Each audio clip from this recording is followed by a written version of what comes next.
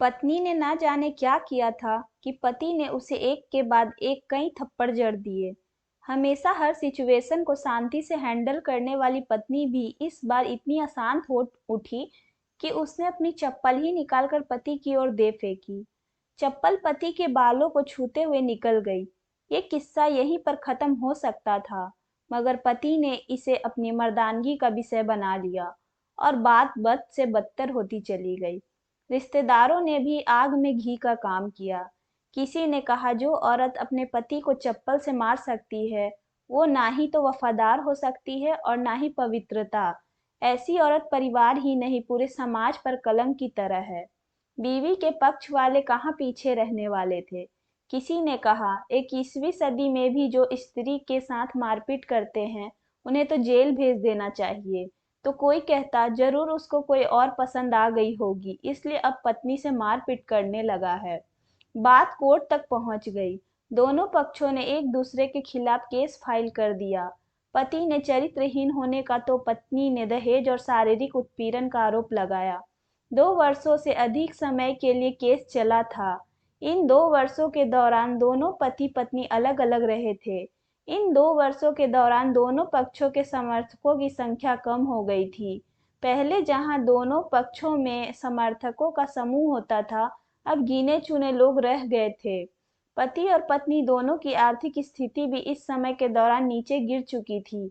जिन्हें वो अपना शुभचिंतक समझ रहे थे, पैसों की बात आते ही उन्होंने भी अपना पलड़ा झाड़ लिया था। अगर कोई देने को राजी भी हुआ तो मोटे ब्याज की शर्त पर। आखिरकार वही हुआ जो सब चाहते थे, डाइवोर्स। हर कोई खुश था, दोनों पक्षों के रिश्तेदार, उनके माता पिता और दोनों के वकील।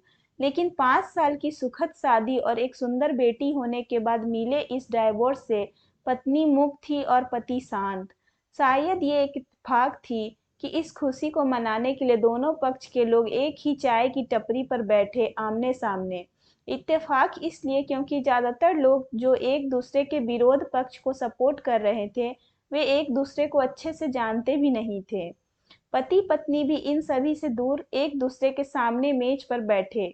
पत्नी ने पति से कहा, अब तो खुश होगे ना, तुम्हारे मन की जो हुई है मुबारक हो। तुम भी तो आज जीत गई। मुझसे तलाक तो तुम्हें भी मिल गया। Congratulations to you too. पति ने कहा। तलाक को तुम जीत का प्रतीक समझते हो? पत्नी ने पूछा। पति चुप रहा। थोड़ी देर की शांति के बाद पति ने कहा, मुझे तुम्हें 5 लाख रुपए अभी और हर महीने 8 हजार देने का आदेश है। अभी मेरे पास पैसे नहीं है, इसलिए हमारा मतलब मेरा जो सिटी में फ्लैट है उसे तुम्हारे नाम कर देता हूँ। पत्नी बोली, लेकिन उस फ्लैट की कीमत तो 18 लाख की है। हाँ, लेकिन हमारी बेटी तुम्हारे साथ है और आगे जाके उसके खर्च भी बढ़ेंगे। तुम्हें थोड़ी आसानी होगी। पति ने कहा, नहीं नहीं, मुझे सिर्फ 5 लाख ही देना, और तुम हर महीने 8 हजार तो देने ही वाले हो। मैं मैनेज कर लूंगी। अगर 5 लाख नहीं है तब भी कोई बात नहीं। पत्नी बोली। दोनों फिर शांत हो गए। पति सोचने लगा, कितनी भोली और समझदार है ये औरत, जो कुछ समय पहले तक मेरी पत्नी थी और अब अनजान। ये वही है जो कम से कम खर्चों में घर चलाती थी और पैसे बचाकर मेरे जन्मदिन और बर्थडे पर हमेशा मेरे लिए नए कपड़े खरीद लाती।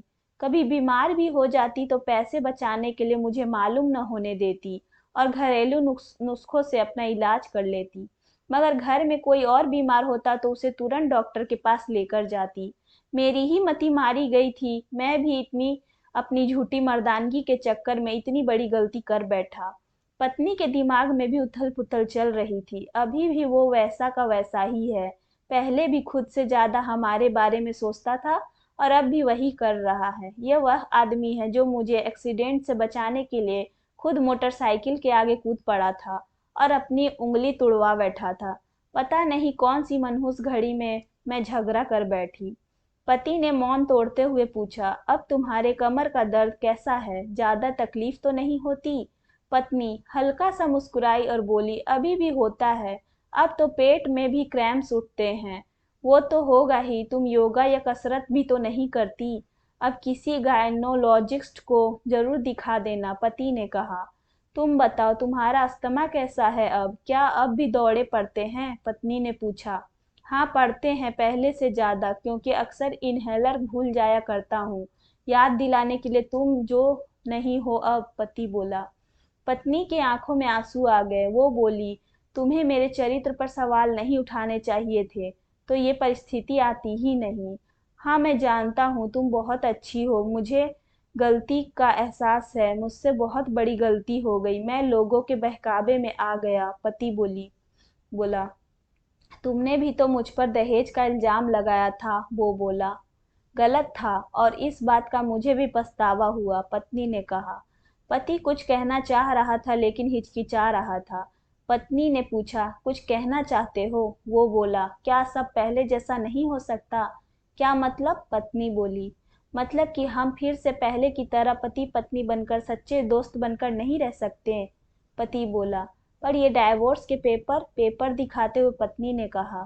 फाड़ देते हैं, पति ने अपने पास रखे डाइवोर्स के पेपर फाड़ते हुए कहा।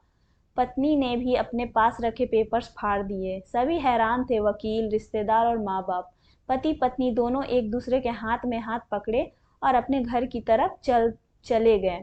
दोस्तों, ये कहानी उन हर पति पत्नी के लिए बड़ी सीख है जो छोटी छोटी बातों पर लड़ते हैं और इन झगड़ों को बड़ा बना के अलग होने का डिसीजन लेते हैं। प्यार और झगड़ा तो एक सिक्के के दो पहलुओं की तरह हैं, दोनों को स्वीकार करना होगा, तभी ये पवित्र रिश्ता उसकी मंजिल तक पहुंच पाएगा। आशा करती हूँ आपको ये पति पत्नी की कहानी पसंद आई होगी।